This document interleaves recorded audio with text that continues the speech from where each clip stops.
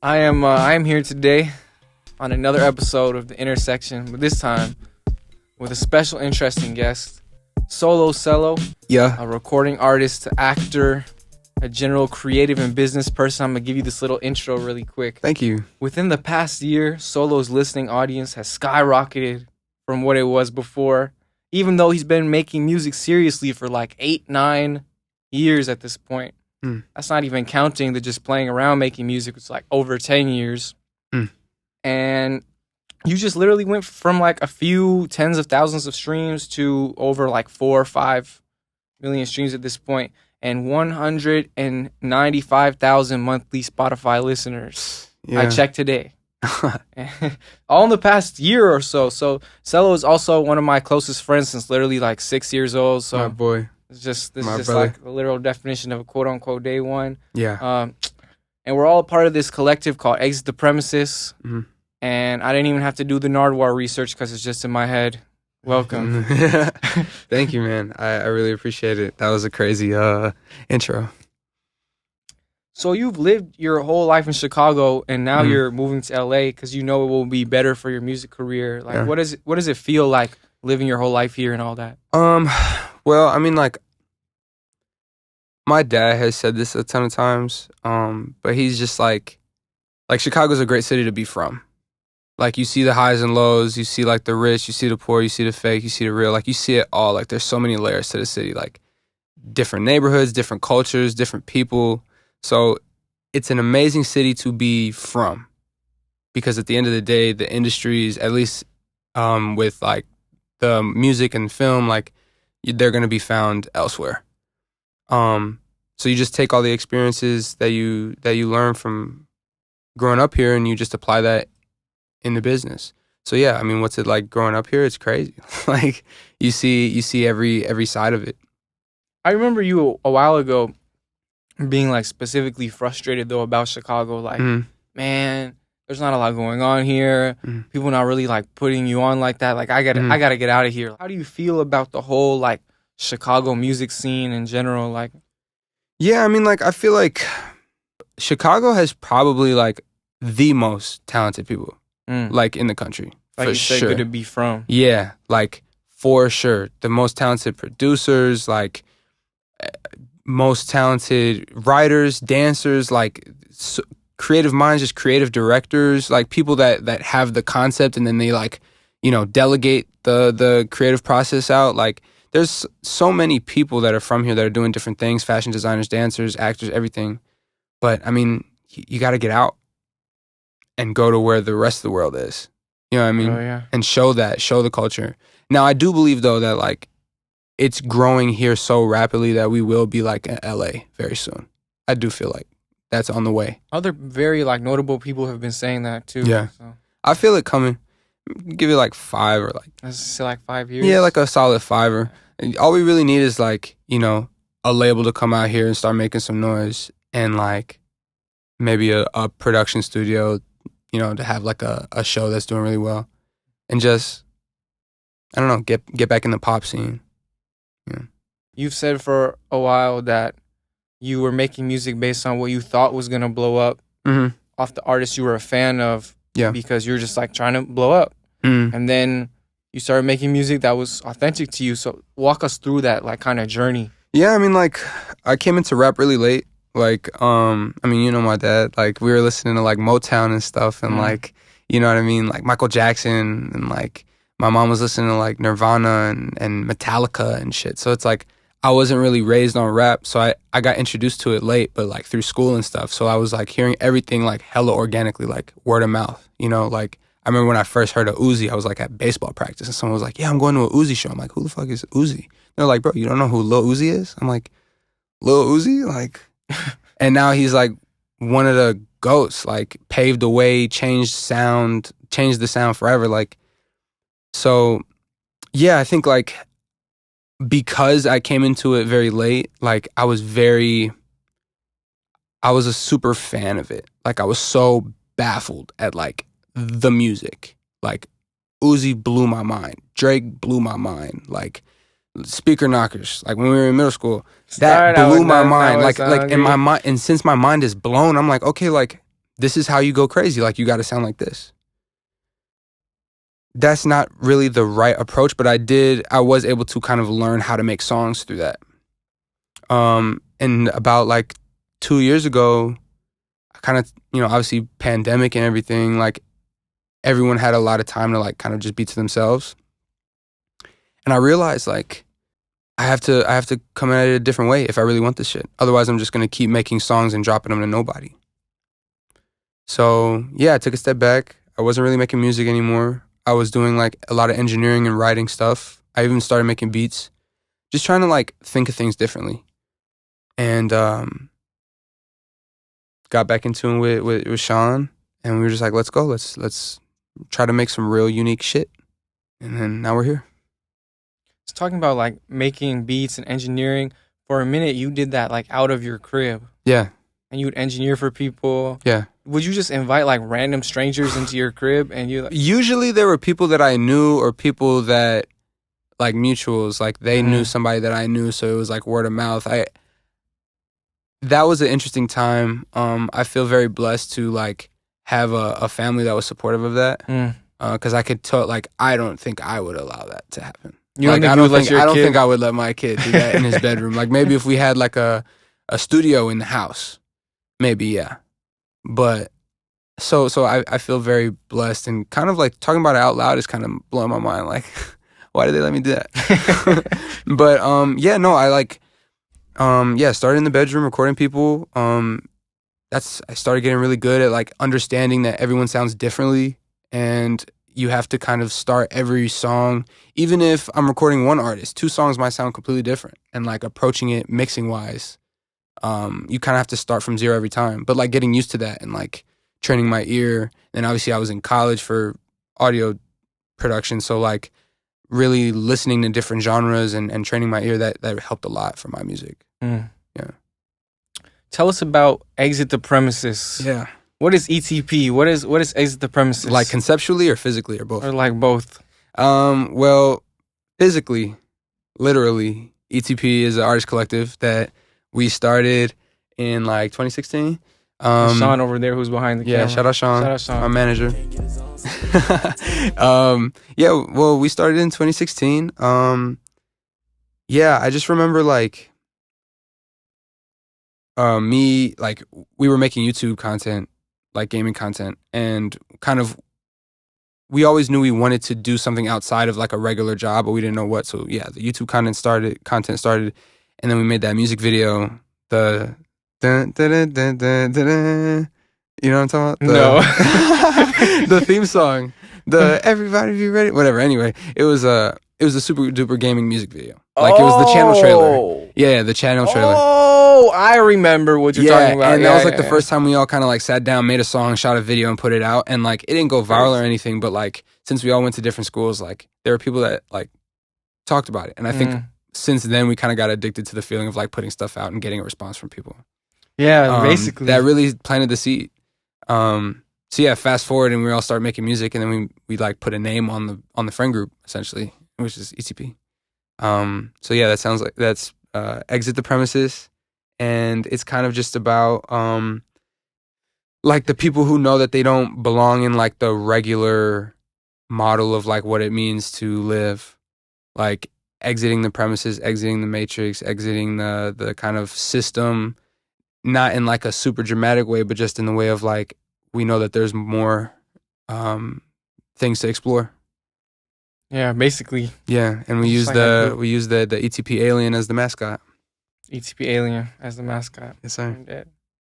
It's raw. It's raw. It's just like a group of people who support each other. It's always been meant to be like a chosen family. Yeah, like a chosen family, like an adopted family, rather than like a rap group, like Amigos or something. Yeah. Tell us about Chicago Quest, Minds on a Mission. Why?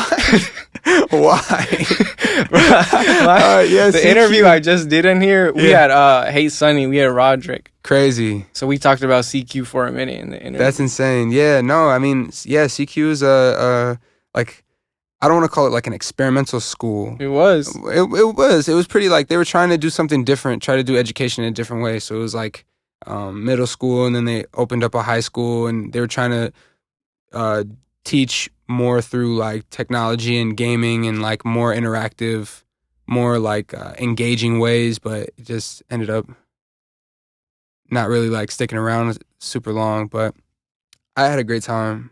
Yeah, it was fun. It was super fun. Yeah.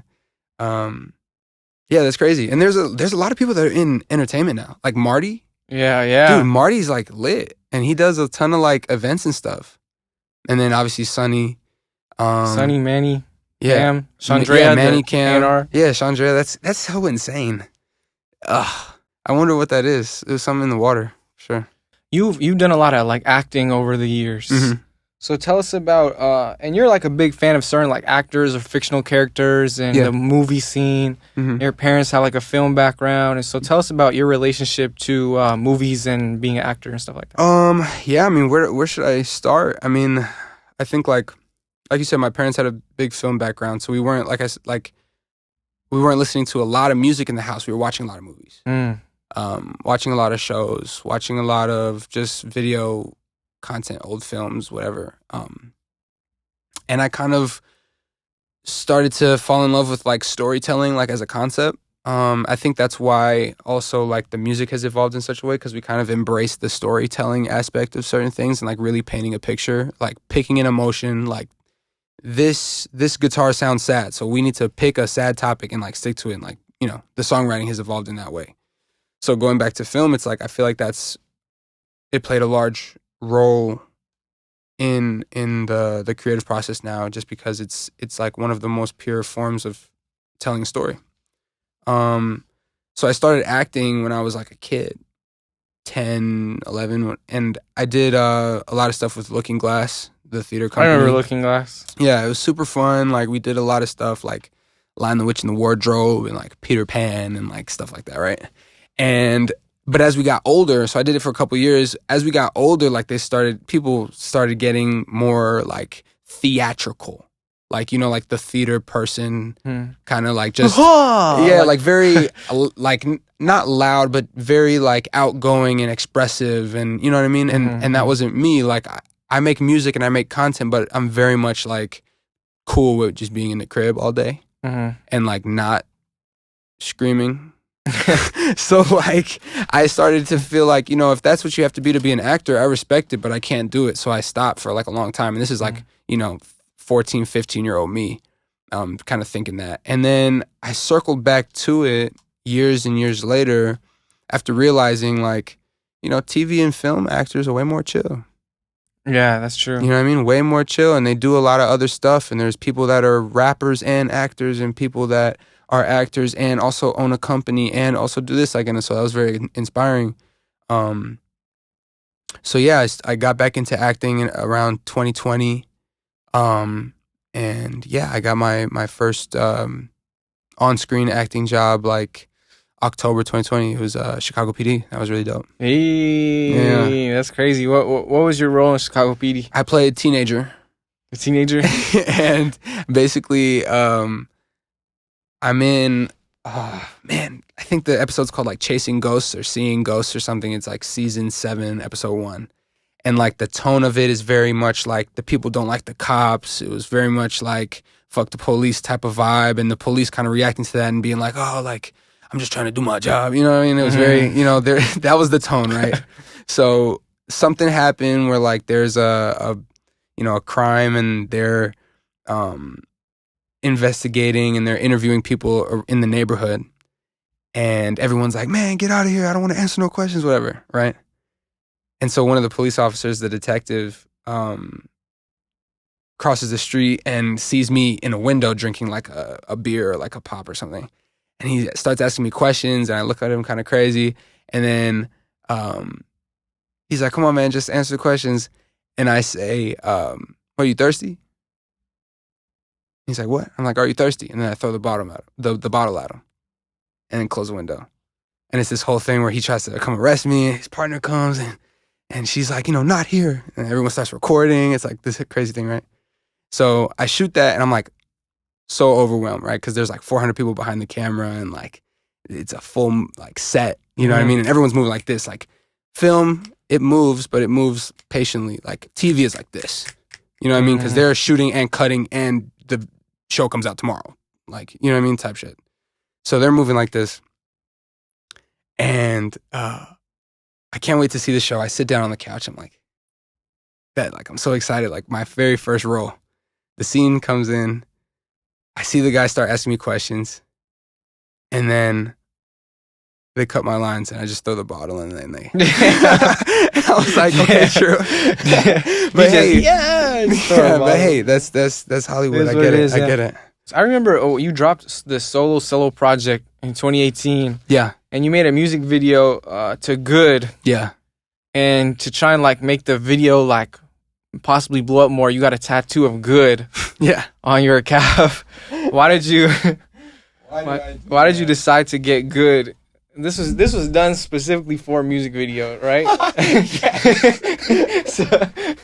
so what was the thought process behind what was going through your fucking head when you did that shit? That's not what I'm saying. That stupid ass shit. No, I just really wanted people to know that I was serious. You know what I mean? Like, what's the like most visually impactful way that I can just show people that I'm really trying to make this happen? Like, it's not like a side thing or a hobby or like I'm interested or I'm trying it out, you know? And so I was like, fuck, I'm gonna just get a tattoo. You know what I mean? And I remember like some people like swiping up on my story being like, you know, is this fake? Or like, please tell me this is fake or like shit like that. And it's like, I don't think those are like negative comments because it is pretty ridiculous. Like if you think about it. But at the same time, it was very meaningful to me and it's still very meaningful. Mm-hmm. Like it's permanent. You know what I mean? If I quit today, like if I quit making music today and I'm like at the beach and someone's like, oh shit, like what's your tattoo? Like what does it say? I'm like, it says Good. And they're like, what does that mean? And I'm like, oh, I used to want to rap and like, you know, I got this tattoo, but nah, not anymore. That's lame. That's way more lame than getting a tattoo on my leg. You know what I mean? Yeah. Like, so I'm kind of holding myself accountable like that. Yeah. Definitely want to get some more ink. Like I want to get Solo tatted because I'm Solo is like the song to kick it off. I think that would be really cool. And like I got some other It's your ideas. name? Yeah, it's my name, literally. Like it's I got a couple more ideas. I want to get some more ink. That'd be hard. That's definitely how I feel about this hand tattoo. This shit could have been designed way more better, and I got a lot of, you know, people like, bruh, why? But it's still meaningful to me. It's meaningful to you. That's what tattoos are supposed to be. You know, like you could get some cool shit like, oh, I got Bart Simpson smoking a blunt. But like, you know, I mean, if that's what you want to do, like go crazy. But, you know, I feel like tattoos like inherently should mean something. Mm-hmm. And so, yeah, I feel like if it means something, then it's good. So I could cut this one out, but you've been offered different deals throughout the years, like here and there. And but this one time, it was like Pharaoh Records or something. I walked with you to get the contract from Last King Kobe.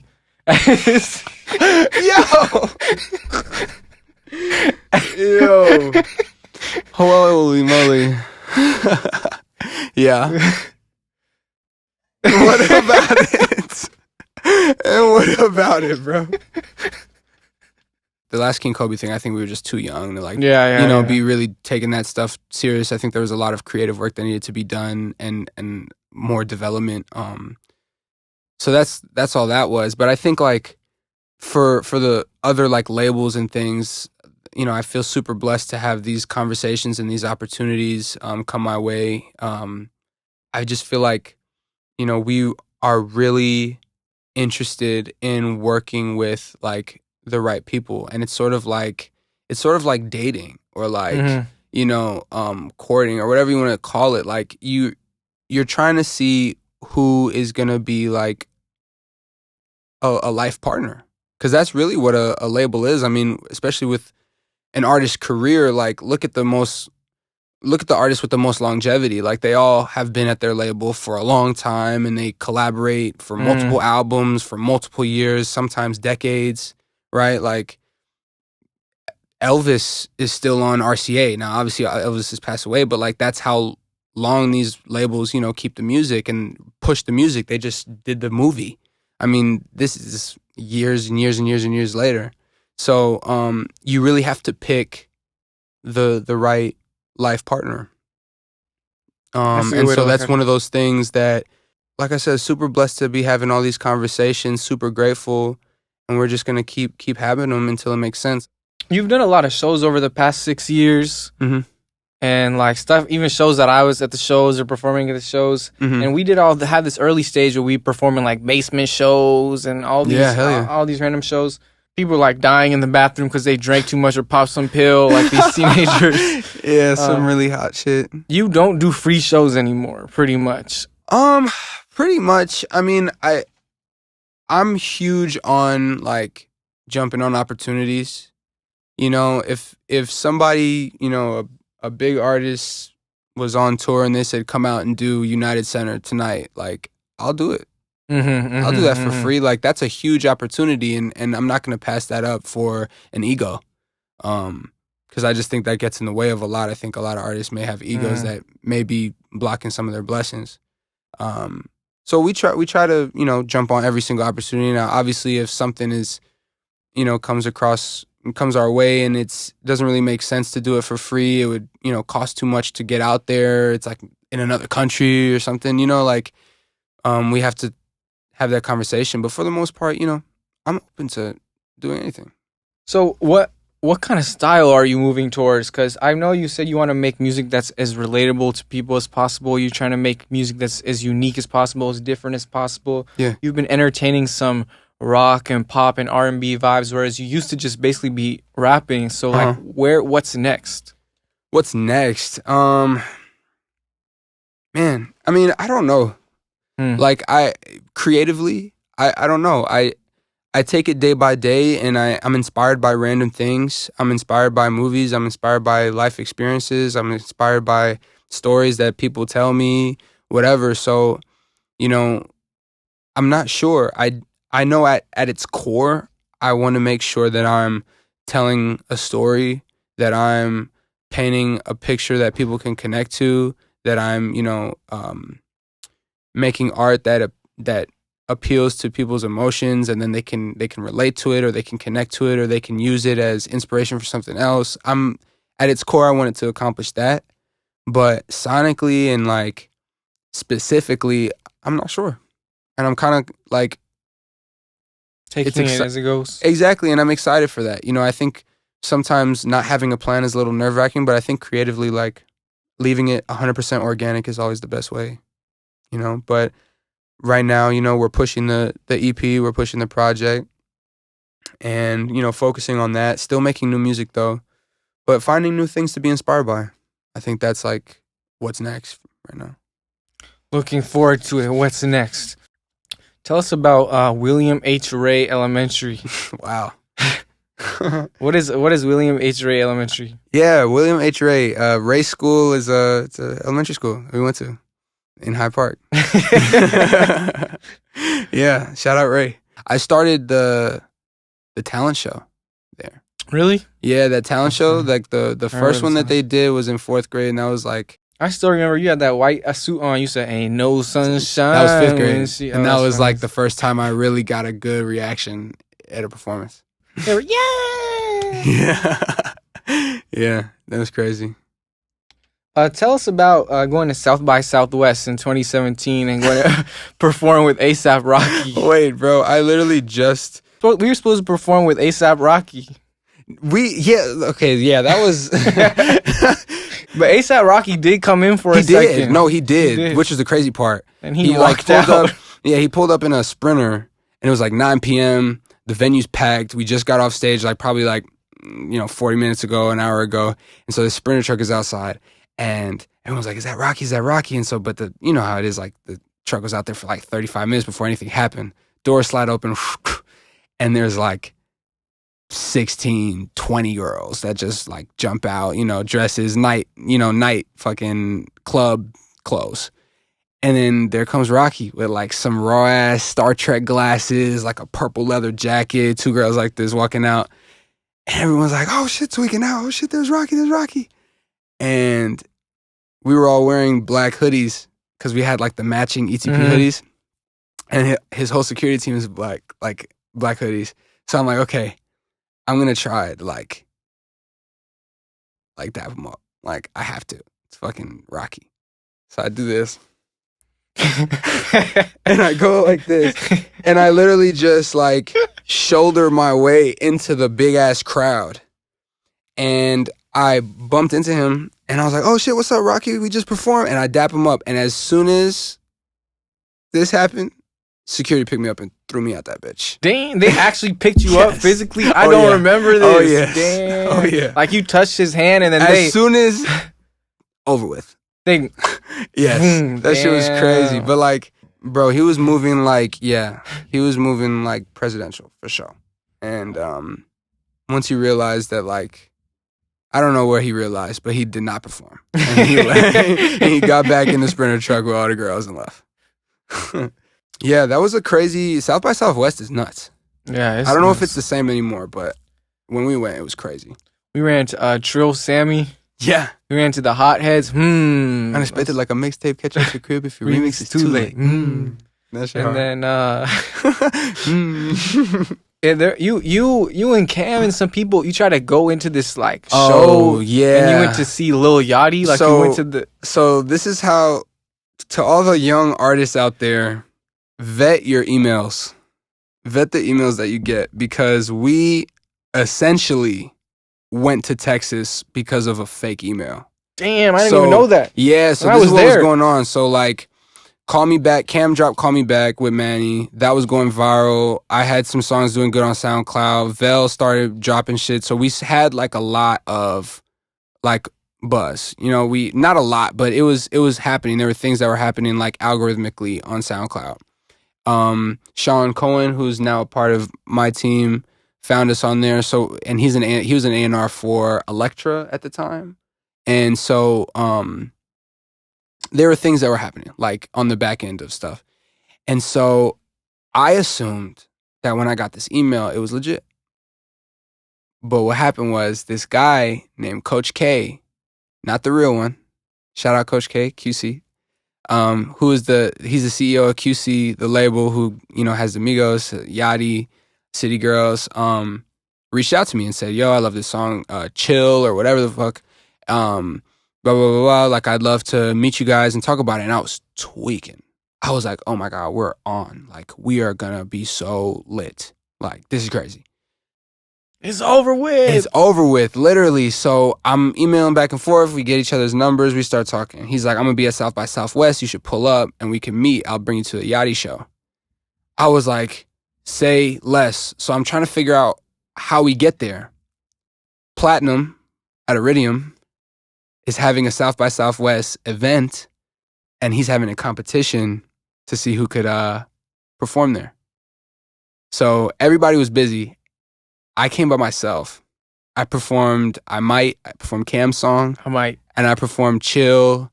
And I might have performed Call Me Back. I'm not sure. But I performed Were you even on Call Me Back? No. I just performed, bro, I'm not even on I Might. Like, I performed other people's songs because I just wanted like everybody there. So I was performing other people's music.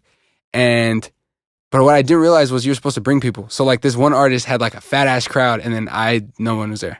So I was like, damn, we lost. And I told Platinum, and this was like a couple weeks after we shut it down. Like at that show that you said people were in the bathroom like throwing up because they were fucked up, and like we got shut down. And like we did the basement show. It was crazy. Yeah. So like, I was like, bro, Plat, like I know the set was whack, but you saw what we can do. Like, just give us a chance. And he gave us a chance. He gave us 15 minutes at South by. So we go to Texas. I didn't even know this was the story, G. I text Coach K. Yo, we here. And he's like, bet, like the Yachty show's tonight. He gives me all this info. And then at some point he just stops responding. I get him on the phone and everything. He just stopped responding. Like, nothing. No emails, no texts, no calls, nothing. I'm like, fuck, like, he's probably busy as hell. The nighttime rolls around. Now, the way South by works is like there's so many people in the streets that there's shows everywhere. Like every restaurant, bar has a show, like outside of the main festival too, you know? So I see Yachty's performing at the YouTube house. I don't know if that's like their actual business or if that was just like a temporary venue, but he was performing at the YouTube house. I'm like, cool, we gotta go. Like Coach K's probably there. So we go there. I'm arguing with security. I'm like, I'm supposed to meet with Coach K. La, la. I'm yelling at them. The security comes out. They're like, get the fuck back. Like, get back. Whatever. Like, it was crazy. Like, because it's nighttime. There's like hundreds, like thousands of people in People the getting put in the on street. stretchers. Bro, yes, because it's like, imagine like Coachella, but like in the street. Yeah. Like, it was that many people just around. So it was chaos.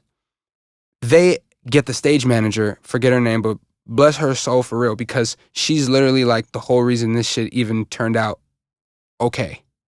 She comes out, she's like, okay, so you have a meeting with Coach K? I was like, yeah. She was like, what number have you been contacting? I was like, this one right here. And she's like, let me see. She takes my phone and she takes out her phone and she's comparing it. I guess he has like a couple phone numbers. She's looking. She's like, this is not his number.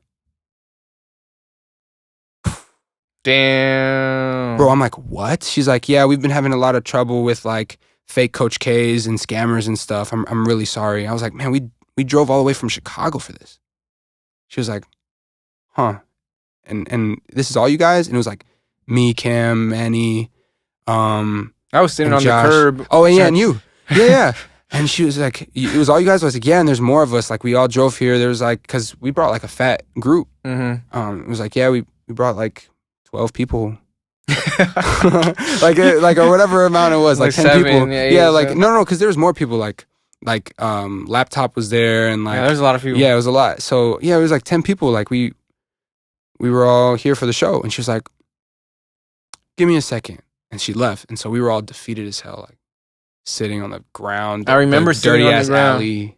I didn't even know what was going on, though. I thought you guys were just like on a mission to meet Lil Yachty and Coach K. Well, we were, but it was fake. And I'm just like, I feel so stupid because we came all the way out there basically for that, because the show is really cool, but like we were trying to get signed and do a deal and like, you know, or at least show him so we can like be on his radar. And it was fake. So like 10, 15 minutes go by and we're hanging our heads. And then she comes back. She walks straight into the venue. And then Coach K comes around. The real one.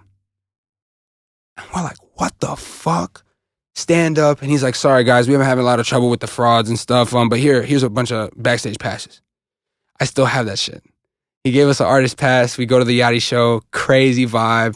I think Yachty got in a fight with a fan. It was like viral as hell, but we saw it live and that blew our minds. And then like he just shut that shit down because that was when he like really just came out. And then we go upstairs. We talk to Coach K and we just tell him about ETP and tell him that we've been, you know, we're hungry for this shit. And we drove from Chicago and he really fucked with it. And then I think like his boy invited us to like a club and then we were like, oh, true. And then they left and we were like, well, we're not like, can't go to the club. Like 17? Yeah, we're like all 16, 17. We're like, true. In hindsight, we probably should have went and just tried to make it shake, but it's all good. Everything comes. That's crazy that that's the outcome. Like, I was literally driving with you guys. All I knew was we were going to South by, and I was down. Yeah. We were going to perform. And that's hard. I just remember sitting on the... writer, bro.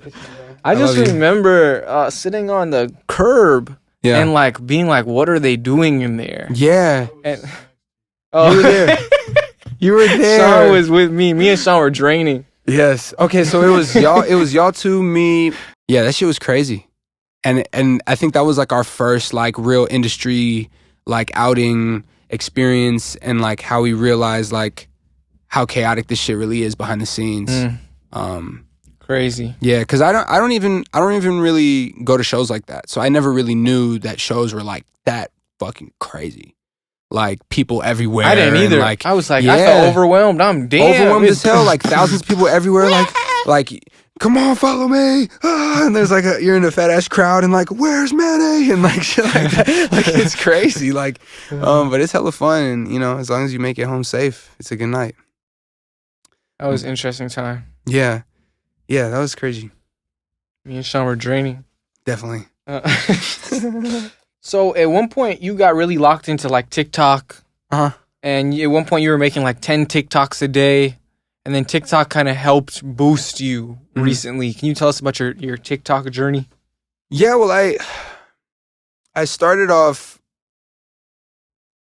I don't know where to start this story. So I was an engineer, and I was working with like a lot of cool artists, but I was just an engineer. And through the artists I was working with, they're bringing people to the studio. I started like slowly networking and meeting people, and I met somebody that was like in this kind of group chat full of like TikTokers and influencers. And I was like, oh shit, that's really dope. Like I didn't know there was anything like that in Chicago. So I get put in the group chat, and they have like, they had little kickbacks and shit, like, little hotel parties and like, kickback in my crib, like hella people pull up, but it's like, they're all influencers. So I'm like, okay, cool. I'm trying to get in this crowd. I saw everybody, like how lit they were getting.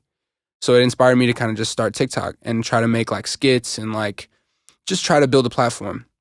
So I started doing that for a couple months, and like 1 or 2 videos did really well, like 300K views, 200K views. Like I was like, okay, this is something. I got to find out what my thing is.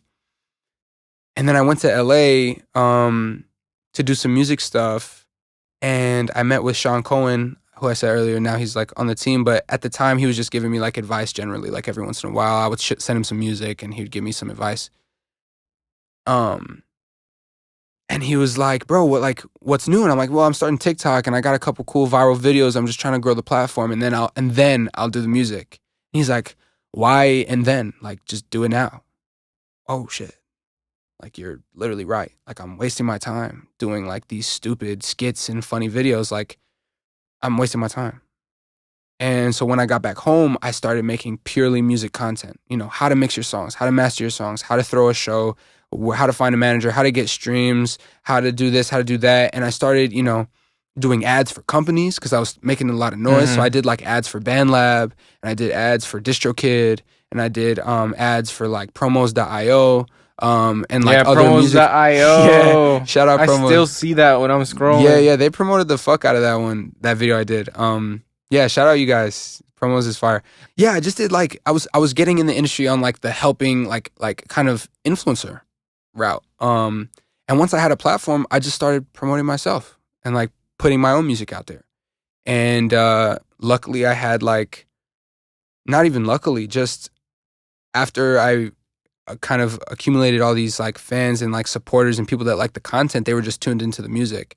And so I dropped a couple songs in 2021, but 2022 was really like when shit started to take off. And I dropped Broken in February. And that was the first one that was like, phew. I was in that mindset of, man, that's corny. Like I definitely felt like, man, I don't need TikTok. Like that's lame. That's for kids. And like just getting a fucking grip and like getting my like ego together and realizing like I'm not above anything right now. Like I need to be trying anything that I can to get on. So I started making TikToks, and now I'm fucking on. I don't know. Bro, I wish there was TikTok when we were in high school, dude. Like the only people that were getting on were the people that were getting signed at a young age. And the only way you would get signed at a young age is if you went viral miraculously. There was no algorithm. There was no like playlisting really. Like I know there was like big budget playlisting, but those are all for signed artists. Like nobody was really getting on independent like that. You know what I mean? Like, so in my head, I'm like, I want to get on like that. I want to chase those rappers I was a fan of. I want to do it how they did it, but we're in a different age. And especially during the pandemic, like everyone had all that time in the crib. Like I had to realize like what I really wanted to do. Do I want to be too cool for what everybody else is doing, or do I want a music career? So I chose music career. That's facts. So to close this off, kind of, tell us about the like Rising Star Showcase and performing in Summer Smash and how all that happened. Well, first I want to shout out Social Works. Carlos, Dog, Essence, Dog. These people they show so much love to me and other artists in the city. The only people. They're among very few people that really try to put people on and further the culture, push it forward, and look for new talent.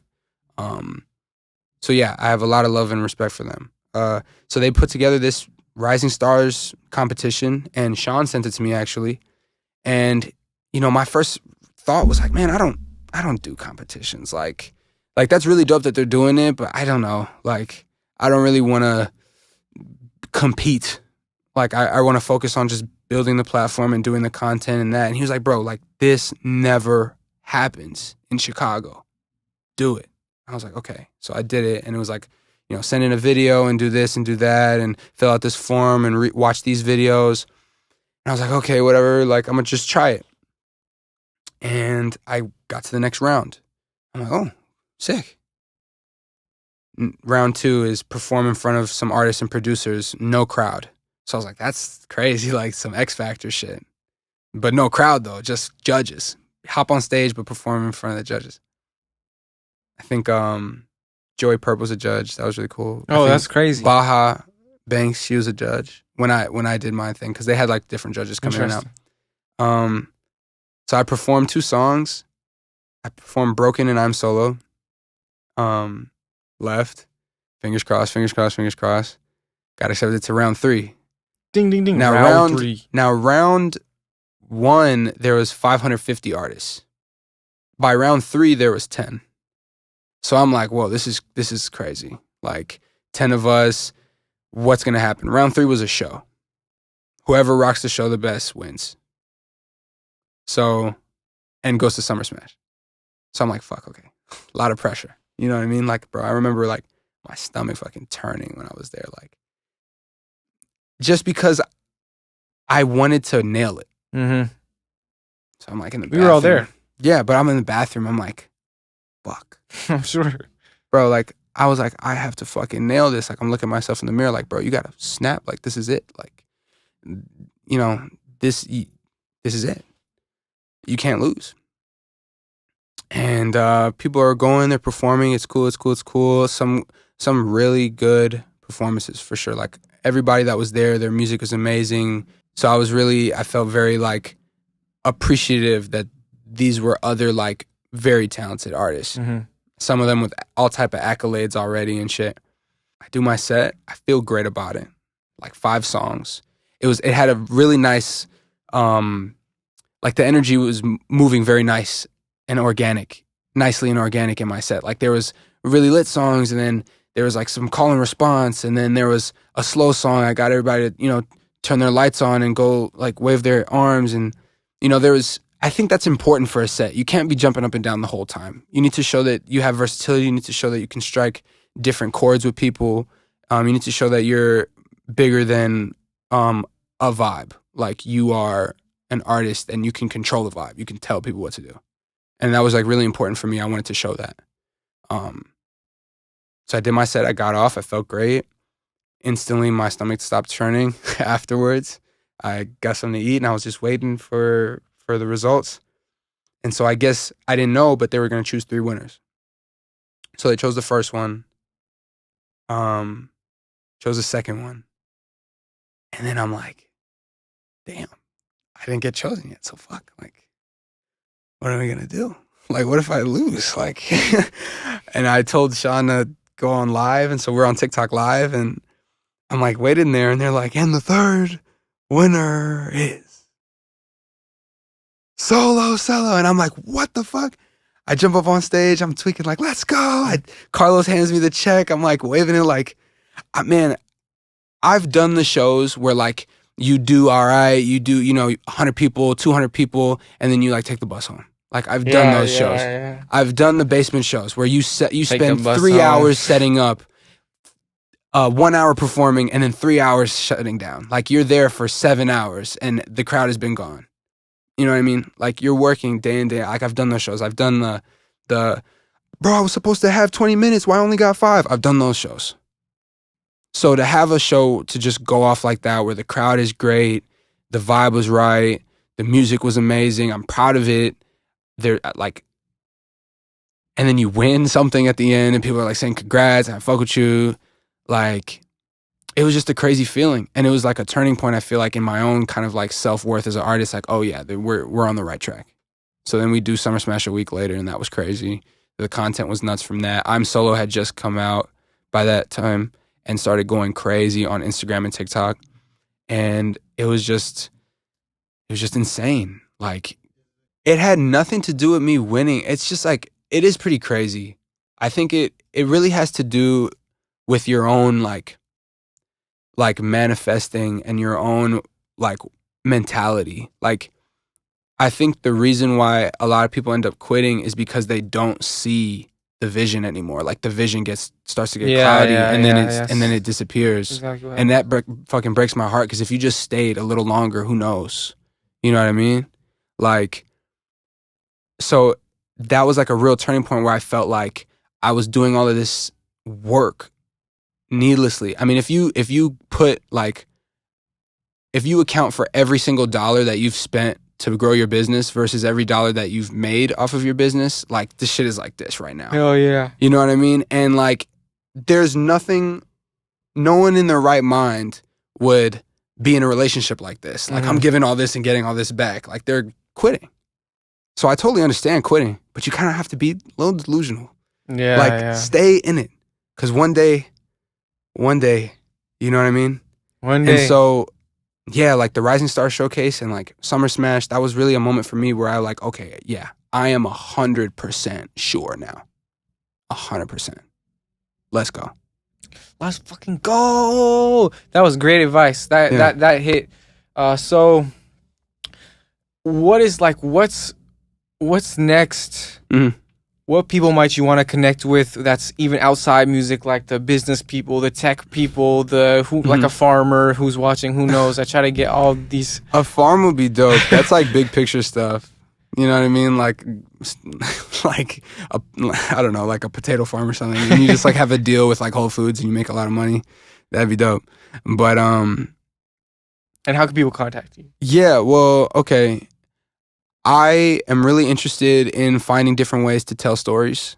Music has obviously been like a huge part of how I communicate to an audience, but I want to look into, you know, like film and TV, you know, writing a story that I love and producing it and putting it out, and telling a story that way. You know, being in front of the camera, but also like behind it, and really being the one that's creating the art. I'd love to, you know, like get into fashion a little bit more, and express myself through clothes and find a way to like make that authentic and have it make sense with like the story and the platform that I've been building and doing, you know, even not even streetwear, but maybe even more formal wear would be really cool. You know what I mean? Get some collared shirts and blazers and shit. That'd be fire. Suits, like real. That'd be crazy. Solo like suits? A solo suit. That's insane. Super tough. You know what I mean? Just trying to just do different things. Like, I think it all comes down to just doing cool shit. You know what I mean? If you look at any other artist who's an entity, they always just do cool shit. And they use their primary kind of career to be the catalyst for that. You know, like, you know, Drake producing, what's his show? Produces Euphoria. You know, using your platform to put yourself in position to express yourself differently. Yeah, like I'm super into that. You know, Harry Styles is in movies now, and he's an amazing actor. Not a lot of people know that Jared Leto started off as the lead singer for 30 Seconds to Mars.